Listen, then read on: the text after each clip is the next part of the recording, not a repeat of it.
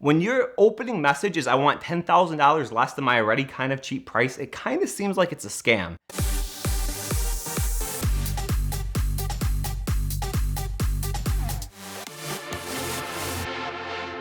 So I grew up in a Mopar household. My dad was a Mopar guy because his dad was a Mopar guy. My grandpa worked for American Motor Company, my hometown of Kenosha, Wisconsin, for over 42 years. And when I started to get into cars, I was always more of a supercar guy. I liked the exotics, I liked the fast stuff. And the one thing that was kind of cool was that exotics and Mopar cross over in one car, which is the Dodge Viper. As I started to get older and kind of had an idea of, hey, this is, something that I want to buy, this is something that I've always wanted to own, I decided to start looking for one. And I kind of was in between buying a Viper or an Elise. I did ultimately end up deciding at that time on the Viper. And it was interesting because I had had a Boxster up until that point, a 986 Boxster. So I had had a little bit of experience with sports cars, but nothing at the level of the Viper. So I had sold the Boxster and my plan was to wait. I sold it in the fall. I was going to get a Viper or an Elise in the spring. I'm relaying to this plan to my stepdad, Mike. I was telling him how I wanted one of these two cars, and he looks on Facebook Marketplace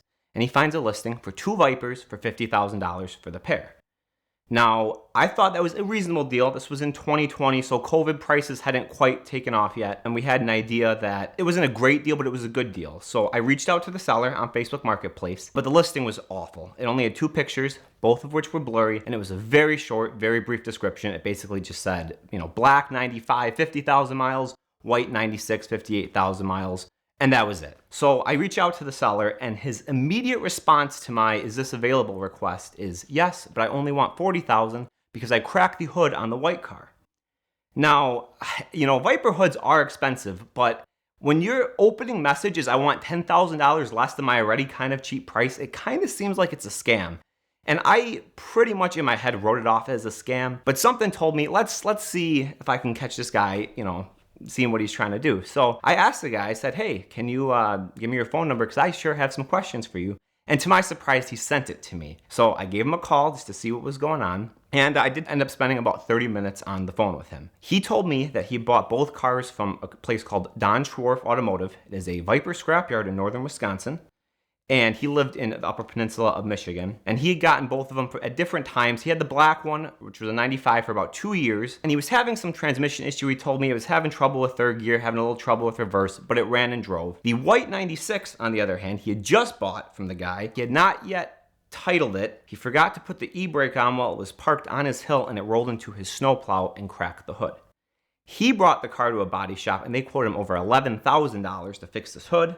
And because he hadn't had it titled yet, and he didn't have it insured or didn't have pictures or something along that line, his claim got denied, and he was kind of defeated over the whole situation, thinking, well, because it's going to take $11,000 to fix it, I need to take $10,000 off the price. That actually seemed reasonable to me, and I realized that, maybe if he's actually telling the truth here, not a lot of people are going to give him the time of day. So I was able to convince him. He was an older gentleman. I told him I needed more pictures. I needed the VIN numbers just to make sure they were legit. And it did take a while to get all that stuff, but he did eventually end up sending the stuff on about 5 different emails. All the photos were blurry, could barely tell what was going on, but I knew the cars were real. I was able to research the VINs, and they all checked out. Now, the problem was, at the time, I was only 19. Why I was wanting to buy a Viper, I don't know. But I didn't really have $40,000 to spend on two Vipers, so I gave the guy some insultingly lowball offer, which he obviously declined. But I told him I don't really want both. I just want one of them. My plan was to flip the white one anyway. I wanted the black one since it's technically it's first generation. And so I talked to the guy. I said, hey, can you split the pair? He was hesitant at first, but ultimately he became willing to separate it. We went a little bit of back and forth, and he ended up telling me if I brought him $18,000 in cash, he would let me have it. And that was perfect to me because I had at least $18,000 saved up and I could buy my Viper. So I convinced my dad, who was still not fully convinced that it was a scam, to ride up there with me. And I was incredibly nervous going up there. It was about 6.5 hours from where I live in Wisconsin to get up there. And we rolled up there on Saturday morning. My first impression of the place was the guy had a very eclectic car collection. He probably had 40 cars, most of which were not running 30s, 40s American cars. Vipers weren't really something you'd expect to see out there. When we pulled up to his house, he actually had the white car sitting underneath a carport, and he had a bunch of free-range birds just surrounding this car.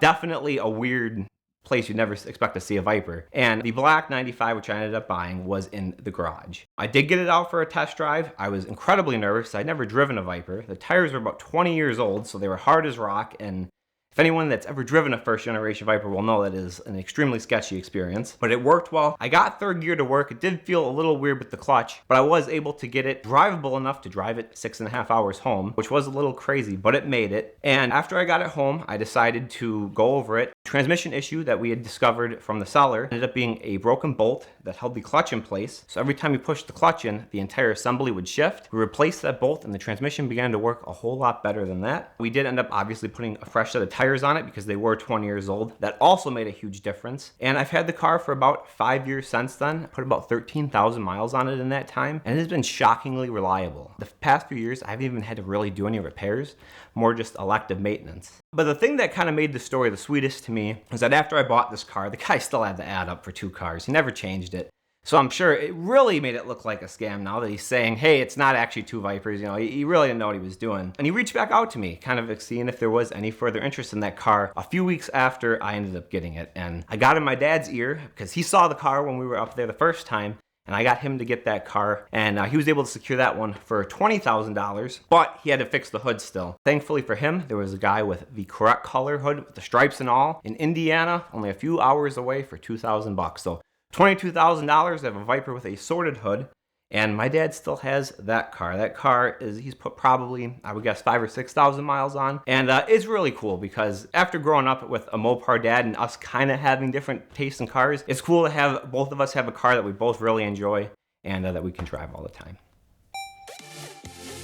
This month of VINwiki content is brought to you by Premier Financial Services, and they are the perfect partner in your journey to own your dream car because their Simple Lease is the most powerful tool in the world of exotic car financing. You'll get all the benefits of a leasing structure like lower payments and better tax treatment, along with everything we love about a normal exotic car loan where you can trade in and out at any time, always know where you stand thanks to their amortization table, and accumulate equity for whenever you're finished and ready for the next car. And Premier is great because they're wholly owned and backed by First Financial Bank, which means they have more buying power than any other exotic car bank or collector car bank in the United States, and their customer service is unmatched. Also, rates are lower than they have been in a very, very long time, so it's never been a better time to reach out to Premier, talk to their representatives, learn what you can pre-qualify for, and let them help you own the car of your dreams with Premier Financial Services.